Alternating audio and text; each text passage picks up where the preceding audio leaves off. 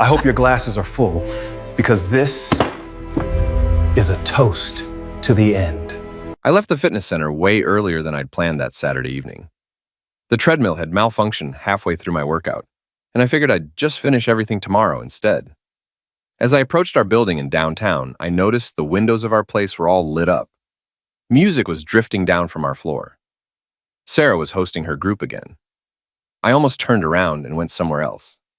These get-togethers always played out the same way. I'd come through the door, say hey to everyone, get barely a nod in response, then hide in the bedroom while they laughed and drank until past midnight. But this was my home too. I shouldn't have to avoid my own apartment. I rode the elevator up and unlocked the door as quietly as possible. The sound of laughter hit me right away. Loud, careless laughter coming from the main room. I set my gym bag down near the entrance and was about to let them know I was there when I heard Sarah's voice cut through everything. All right, I've got one. What's the difference between my husband and a doormat? The room went quiet. I could imagine them all leaning forward, waiting for whatever punchline was coming. My hand froze on the strap of my bag. Before Sarah could deliver the answer, Jennifer's voice rang out. A doormat has more backbone. The room exploded with laughter. I stood there completely motionless, listening to all of them laugh at me.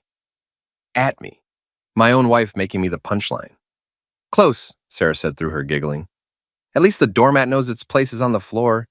David thinks he's part of the furniture. More laughter. Wine glasses clinking together. My grip on the bag strap tightened until my knuckles went white. Sarah, that's awful, someone else said. But she was laughing too. What? It's the truth!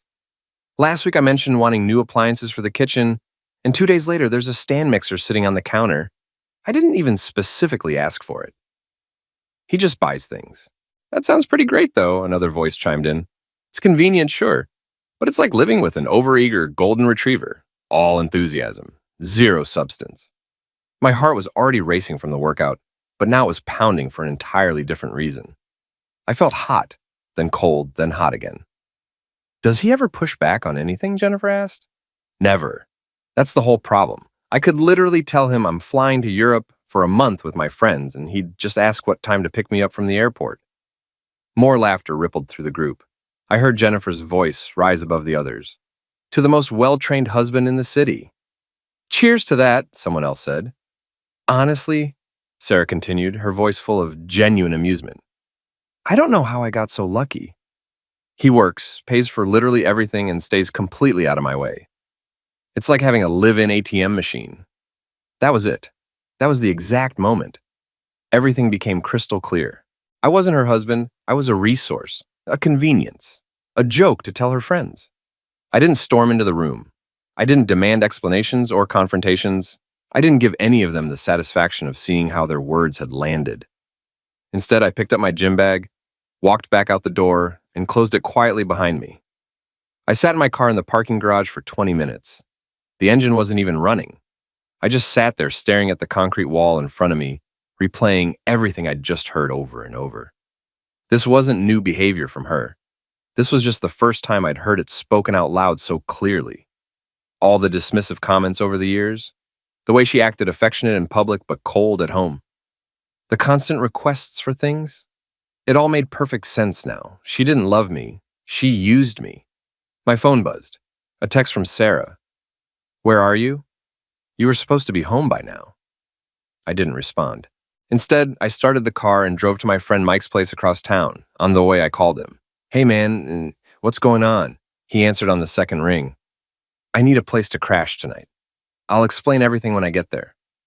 There was a pause on his end. Yeah, of course. Come over. I wasn't going to be the punchline anymore. But I also wasn't going to give Sarah the satisfaction of some big dramatic scene. No, I was going to be methodical about this. Strategic. And by the time she realized what was actually happening, it would be way too late to stop it. Mike opened the door before I could even knock. He took one look at my face and stepped aside without a word. Come in. You want a beer? Yeah, I really do. We sat on his couch and I told him everything. The joke about the doormat, the laughter, the live-in ATM comment, all of it. I never liked how she talked to you, man. Mike said, shaking his head. But this is something else entirely. This is really messed up. I'm done, Mike. Completely done with all of it. So, what are you going to do? That's when I started actually planning. Mike grabbed a notebook from his desk and we made a list. Assets, accounts, legal considerations that I needed to think about. The apartment lease was only in my name.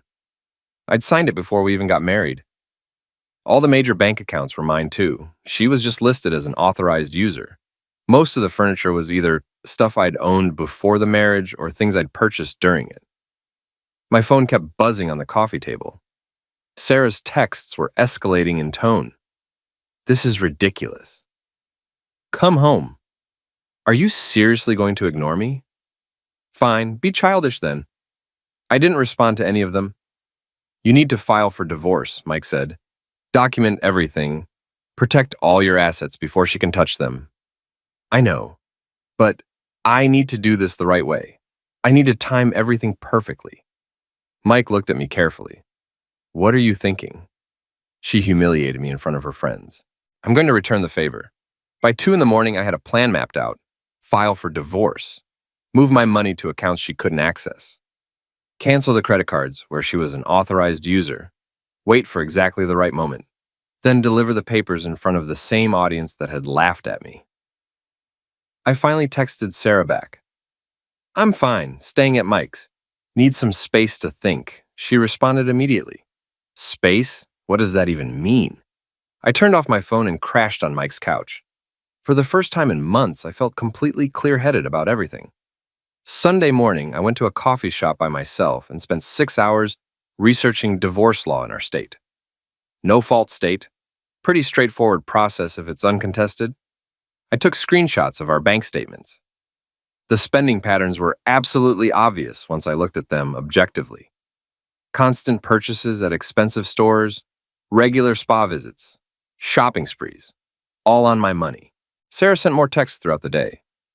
David, please call me. I'm getting really concerned now. I still didn't respond. Monday morning, I had an appointment with a divorce attorney. Her office was downtown in a sleek, professional building. I brought all my documentation with me. She reviewed everything carefully and looked up at me. This is very straightforward, Mr. Anderson. You have a strong position here. How long have you been married? 4 years. Any children? No, shared property. The apartment lease is only in my name. Most of the belongings are mine from before the marriage. She nodded. This should move relatively quickly then. I can have the papers drafted by the end of this week. I paid the retainer fee. On my way out of her office, Sarah called. I let it go straight to voicemail. Then I texted her. I'm fine. Just need some time to think about things. Tuesday, I opened a new checking account at a completely different bank. Over the next several days, I transferred money in small increments. Nothing too obvious. Nothing that would trigger any alerts or red flags. I changed my direct deposit information to route to the new account. I removed Sarah as an authorized user on all my credit cards. The existing balances were still there, but she couldn't make any new charges. I updated all my insurance beneficiaries, changed passwords on every personal account I had, started looking at studio apartments in a different neighborhood entirely. Sarah's texts changed in tone as the week went on. Okay, you've made your point. Can we please just talk about this? Wednesday afternoon, she tried a different approach. I know you heard us on Saturday. I'm sorry. It came out wrong. It was just girl talk. You know how that goes. I responded this time. We'll talk soon, I promise. That gave her hope, kept her complacent. She needed to think that everything was still salvageable, that we could work through whatever this was. The divorce papers would be ready by the following Monday. Thursday night, I went back to the apartment.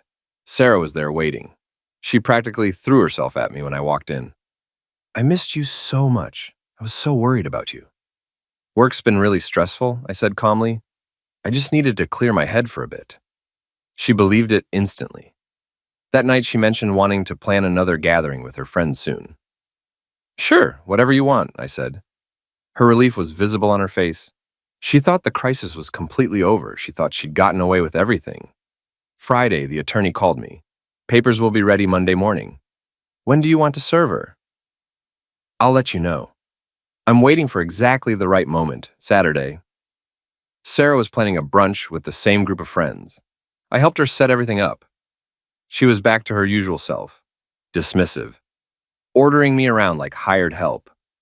Can you run to the store? I forgot ingredients for mimosas. Sure thing. Actually, pick up good champagne this time, not that cheap stuff you bought last time. I handed her the expensive bottle when I got back. She smiled, but didn't say thank you. Her friends arrived around 11. Jennifer, Lisa, Amanda. The same group that had laughed at the doormat joke. I stayed mostly in the background, watching them, listening to their conversations. Sarah was in her element, playing the perfect hostess. Not yet, I thought to myself. I need the actual divorce papers in hand first. Monday came. The papers were delivered to Mike's apartment. I read through them carefully. Petition for dissolution of marriage, asset division, lease termination notice. Everything was there and looked correct. Sarah had absolutely no idea what was coming. I continued coming home each night that week, acting like everything was completely normal. She mentioned planning a wine and cheese night for that Saturday. We're doing a whole thing. It'll probably get pretty loud. I'll stay out of the way, I said. She patted my arm. You're so understanding about everything. That week, I finished transferring the last of the movable funds to my new account. I called the bank and had our joint account officially closed. I notified our landlord about the upcoming change in the lease situation. I rented a storage unit across town and started gradually moving my personal items out. Books, photos, things that were clearly and obviously mine. Sarah noticed nothing. Friday night, I confirmed the plan with Mike. Tomorrow night, same time as before, same people. You're really doing this? He asked. She wanted an audience. She'll have one. Saturday evening, I left the apartment around 6. Told Sarah I was running some errands. I drove around for about an hour with the divorce papers sitting in an envelope on my passenger seat. At 7:30, I headed back. The gathering was in full swing when I walked through the door. Same scene as 2 weeks before.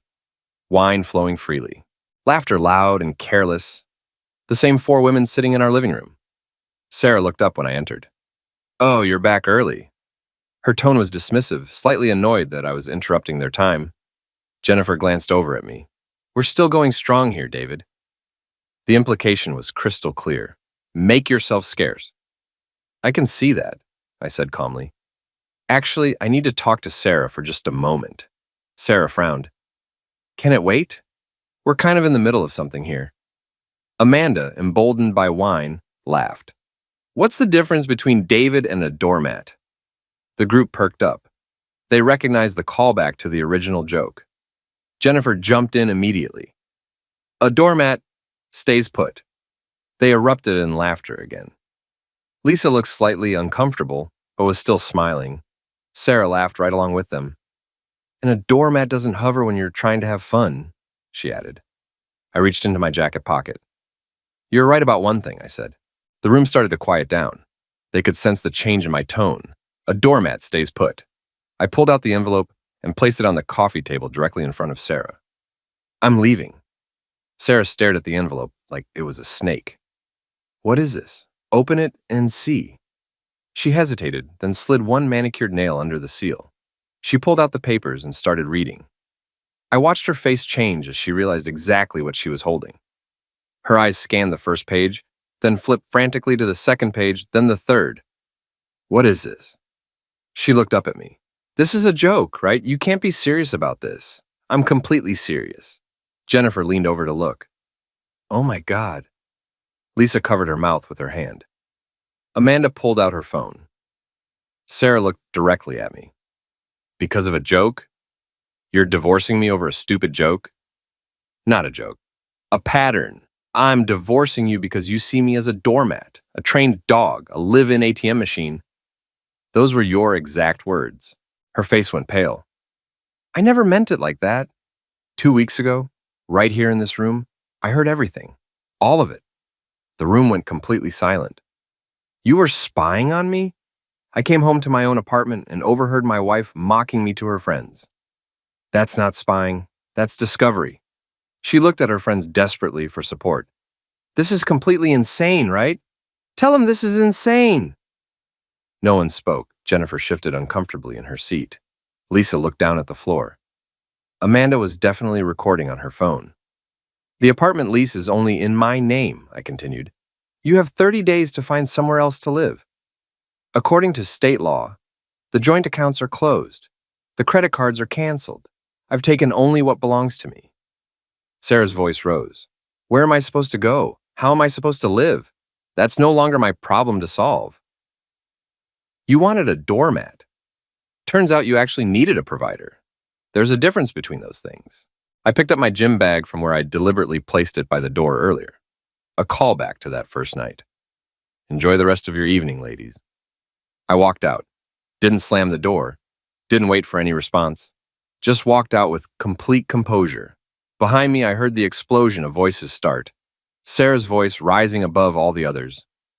But I was already in the hallway, already heading to the elevator, already completely done. My phone started buzzing before I even got to my car. Call after call from Sarah. I let every single one go to voicemail. By the time I got back to Mike's place, I had 27 missed calls and 43 text messages. I read through them and watched her cycle through all the predictable stages. Anger first. How dare you humiliate me like that in front of everyone? You're a complete coward. Everyone saw what you did to me. Then manipulation. I'm so sorry. I didn't mean any of those things I said. It was just the wine talking. We can work through this together. Then practical reality setting in. My card was declined at the store. The bank account shows zero balance. How am I supposed to buy groceries? I sent exactly one text back. Contact my attorney. All information is in the papers. Then I blocked her number completely. Mike handed me a beer. How do you feel right now? Free. Completely free. The next few days were remarkably quiet. My attorney handled all communication. Sarah tried calling from different numbers. I didn't answer any of them. She sent multiple emails. I forwarded them all to my attorney without even reading them. By Wednesday, I heard through mutual friends what was happening on her end. She'd tried to rally her support system, but it wasn't working out the way she'd expected. She'd called Jennifer asking if she could stay with her temporarily. Jennifer claimed her place was too small. She'd called Lisa. Lisa said she was traveling for work. Amanda didn't even return her call. A mutual friend forwarded me screenshots from their group chat. I hadn't asked for them, but I read them anyway. Amanda had written, I cannot believe that just actually happened. Jennifer responded, I feel bad for her, but also that was kind of incredible to witness. Lisa wrote, we really shouldn't have laughed at those jokes about him. We encouraged all of that behavior. Amanda replied, oh, please, she made her own bed here. They weren't supporting Sarah because they agreed with what I'd done. They were distancing themselves from her because she was no longer useful to them. Without access to money and lifestyle, she had nothing they wanted anymore. I started seriously looking at apartments, found a studio in a quieter neighborhood, smaller than what I'd had before, but it was mine, just mine. I signed the lease and started moving my things in. I took only what was clearly and obviously mine from our old place, my books, my clothes, my electronics. I left all her belongings completely untouched. Left the furniture we'd bought together. I didn't want any of it. Those were artifacts of a life I was genuinely glad to leave behind. Week 2 after the confrontation, I got another forwarded screenshot. Sarah had tried to make purchases on the canceled credit cards. Every single one had been declined. She'd checked the joint account and discovered it was closed. She'd called the bank and found out she had no authority over any of my accounts. Her entire lifestyle was crumbling in real time, and she was finally understanding the full situation. She had no income, no savings, no backup plan, no real support system. She ended up moving in with her sister in the suburbs. I heard about it through Claire, a friend from college, who'd reconnected with me after hearing about the separation. We met for coffee one afternoon. You seem different, Claire said. Lighter somehow. I feel like myself again for the first time in years. We all worried about you, you know. That relationship seemed completely exhausting to watch from the outside. I realized then that my actual friends had seen what I couldn't see. They'd watched me slowly disappear into the role of provider, of doormat, of resource. And now they were watching me come back to who I really was. I started going to the gym regularly again, not rushing home to avoid judgment or comments. I took up mountain biking, something I'd always wanted to try, but Sarah had called boring and pointless. I spent weekends hiking. I read books. I cooked meals just for myself. I reconnected with friends I'd neglected during the marriage. My life became mine again. The divorce moved forward incredibly quickly, uncontested. Sarah didn't have the resources to fight it, even if she'd wanted to. No alimony, since the marriage was short, and she was perfectly capable of working. Asset division was straightforward. Everything I'd brought into the marriage or purchased during it stayed with me. 6 weeks after I'd walked out, the divorce was completely finalized. The court date was brief and procedural. Sarah didn't even attend. My attorney said she'd signed everything without any protest. I walked out of the courthouse, feeling nothing but pure relief. 3 months passed. I got a promotion at work. My focus and energy had completely returned. I was saving money for the first time in years. No surprise charges, no constant requests. Just steady, deliberate progress toward my own goals. I dated casually, nothing serious. I wasn't rushing into anything, but it was nice spending time with people who saw me as an actual person, not a resource to be used. I barely thought about Sarah anymore. When I did, I felt no anger, no satisfaction in whatever struggles she might be having. Just complete indifference. She was a closed chapter, not even a particularly important one in the larger story of my life. One Saturday morning, 4 months after the divorce, I stopped at a coffee shop before a bike ride. I was checking my phone while waiting for my order when I heard a familiar voice. David. I looked up. Sarah was standing right there. She looked different, less polished than before. No expensive clothes or salon-styled hair, just simple jeans and a plain shirt. She looked tired, but was clearly trying to appear put together. Hey, I said neutrally. She gave me an awkward smile. I wasn't sure if I should say anything or not. Hey. There was a pause. I didn't try to fill the silence. You look really good. Like, really good. Thanks for saying so. Can we talk for just a minute? I know I don't have any right to ask. I checked my watch. I have a few minutes before I need to leave. We stepped aside from the counter area. I wanted to apologize, she said. For real this time. Not like before. Okay. I was awful to you, I can see that now. I took complete advantage of your kindness and then mocked you for it. It was cruel. I'm different now. I've had to be. Good for you. I wasn't being sarcastic.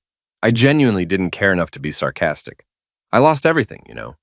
The apartment, the friends, the whole lifestyle. I heard about that. Was it worth it? Blowing up our marriage like that in front of everyone? I didn't blow it up.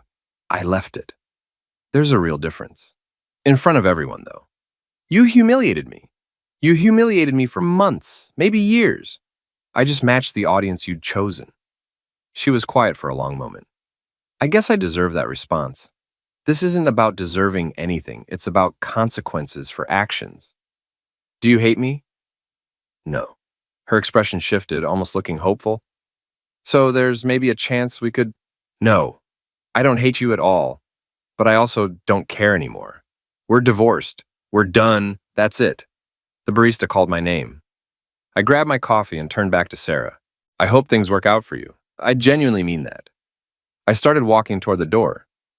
David, wait. I stopped and turned around. Were you really that unhappy the whole time we were together? I was the punchline to a joke I didn't even know I was part of. What do you think? I walked out into the sunlight, got on my bike, and headed toward the trails. The trees were just starting to show their fall colors. The path stretched out ahead of me, clear and wide open.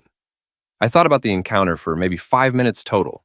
Then I focused completely on the trail, the rhythm of pedaling, the cool air, the freedom of having nowhere I had to be and nothing I had to prove to anyone. The doormat had left, and he'd never once looked back. I spent that entire afternoon riding through the trails, taking paths I'd never explored before. No schedule, no one waiting for me. Just the bike, the trail, and the quiet of the woods. When I got back to my apartment, I made dinner for myself. Something simple and a stir-fry with vegetables from the farmer's market. I ate on my small balcony, watching the sunset paint the sky. My phone buzzed with a text from Mike. Want to grab drinks tomorrow? Yeah, sounds good, I replied. Claire had also messaged. Book club next week. You coming? Definitely. This was my life now. Simple, peaceful, completely mine. No constant demands, no walking on eggshells, no wondering if I was doing enough or being enough. I was just existing as myself, and that was more than enough. Sunday morning, I met Mike at a different coffee shop. We talked about completely normal things, work stuff, his new girlfriend. Plans for the upcoming holidays. You seem really good, man, he said. Better than I've seen you in years, honestly. I feel good. Really good. Any regrets about how it all went down? I thought about it, really thought about it carefully. No, not about leaving. Maybe about staying as long as I did in the first place. Mike nodded. She ever try to contact you again after yesterday? No, I think she finally gets it now. We finished our coffee and walked around the neighborhood. The morning was clear, one of those fall days that makes you remember why you love where you live, despite all the rain. You know what's funny? I said. I thought I'd feel angry or bitter afterward, and I thought there'd be this weight I'd carry around forever. But there's nothing. She's just someone I used to know. That's probably the healthiest possible outcome. Yeah, I think so too. Monday morning, my boss called me into his office. For a split second, old anxiety kicked in hard. The version of me that had been married to Sarah would have immediately worried, wondered what I'd done wrong, but I wasn't that person anymore.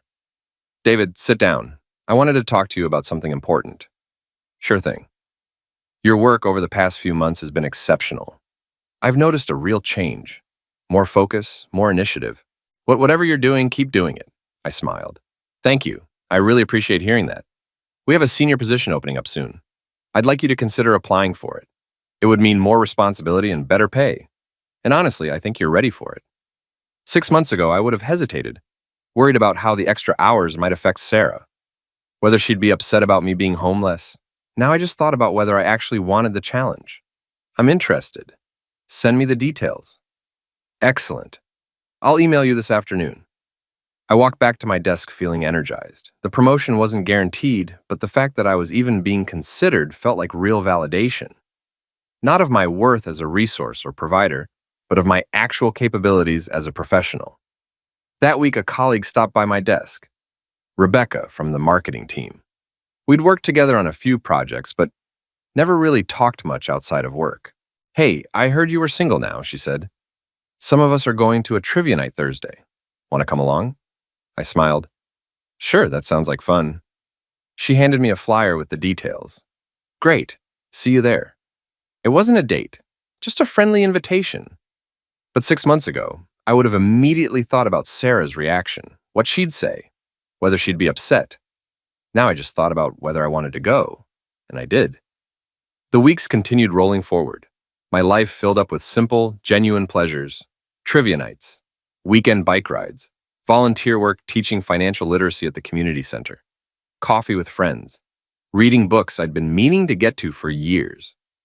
I ran into Sarah's friend Lisa one afternoon. She looked uncomfortable when she saw me, but stopped anyway. Hey, David, I just wanted to say I'm sorry for how we all treated you back then. We were terrible. You didn't deserve any of that. I should have said something instead of just going along with it. The message appeared on my screen without warning, a small gray bubble that somehow carried the weight of years. For a few seconds, I just stared at it, letting the words settle in. It was strange how something from such an old part of my life could still surface, not painfully, but like a faint echo from a room I no longer lived in. I could almost hear her voice behind the text. Hesitant, uneasy, trying to balance regret with honesty. I appreciate you saying that, I typed back after a moment. Takes courage to admit when you're wrong. And it did. Most people never revisit the moments they handled badly. Most people rewrite the past to make themselves look better, or at least less responsible. Her reaching out at all, unprompted without an excuse attached, meant something. Maybe not something for me, but something for her. You're being way more gracious than I deserve. But thank you, she replied quickly. I imagined her sitting with her phone, thumb hovering over the keyboard, unsure if she had any right to speak to me after everything. Maybe she thought I'd lash out or list all the times she'd laughed at the wrong jokes, stayed silent during the wrong moments, chose comfort over decency. Maybe she thought she deserved to hear that from me. But I didn't feel any anger. Not anymore. We're good, I said. And I meant it. There was no bitterness left in me. No hidden resentment waiting for apologies so it could finally let go. I had already moved on, not in the shallow, performative way people sometimes claim, but in a real, grounded, fully healed way. That part of my life felt like it had happened to someone else entirely, someone I could look back at without flinching. I wasn't interested in holding grudges or collecting apologies like trophies. I didn't need anyone's guilt to validate my growth. Whatever understanding she had finally come to was her process, not mine. Her realization didn't reopen anything for me. It simply confirmed what I already knew. The fact that some people were realizing their mistakes was their journey to take, not mine. I was already miles ahead, walking on a road they didn't have to follow. And for the first time in a long time, that felt like its own quiet victory. 6 months became 8 months. 8 became 10. Life continued getting better in small, meaningful ways. I got the promotion. Started dating someone I'd met through friends. Nothing too serious yet, but it felt healthy and balanced in a way I'd never experienced before. I moved to a bigger apartment. Still just for me, but with space for the life I was actually building now. Room for my bikes, a real office area, a kitchen where I actually enjoyed cooking. Sometimes I'd think about that night I came home from the gym and overheard everything. That moment when my entire world shifted on its axis. That version of David felt like a completely different person now. Someone I barely recognized. He'd believed his worth was tied to how much he could give, how much he could provide, how little space he could take up. For years, that belief had been like a quiet pulse in the background of his life, subtle, constant, shaping everything. He'd grown used to shrinking himself in conversations, in decisions, in the small daily negotiations of life, always making sure someone else had more space, more comfort, more certainty than he did. He'd thought that was what love required of him, that becoming smaller so someone else could feel bigger was noble. Selfless. Right. I knew better now. Time has a way of rearranging the truth in front of you until you can finally see it clearly. Real love didn't diminish anyone.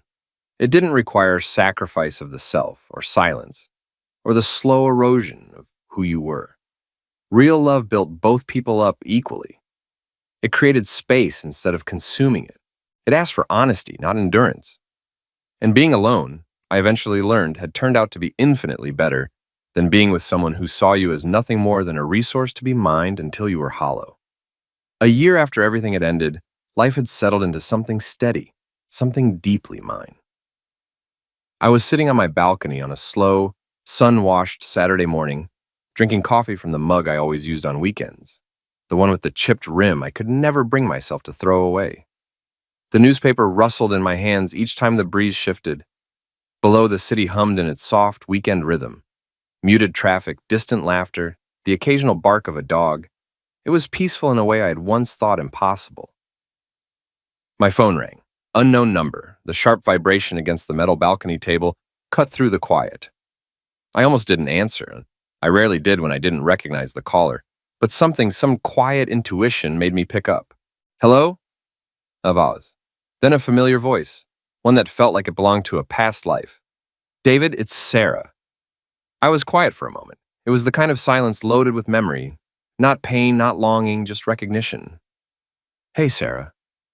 I hope it's okay that I called, she said, her voice soft, a little unsure.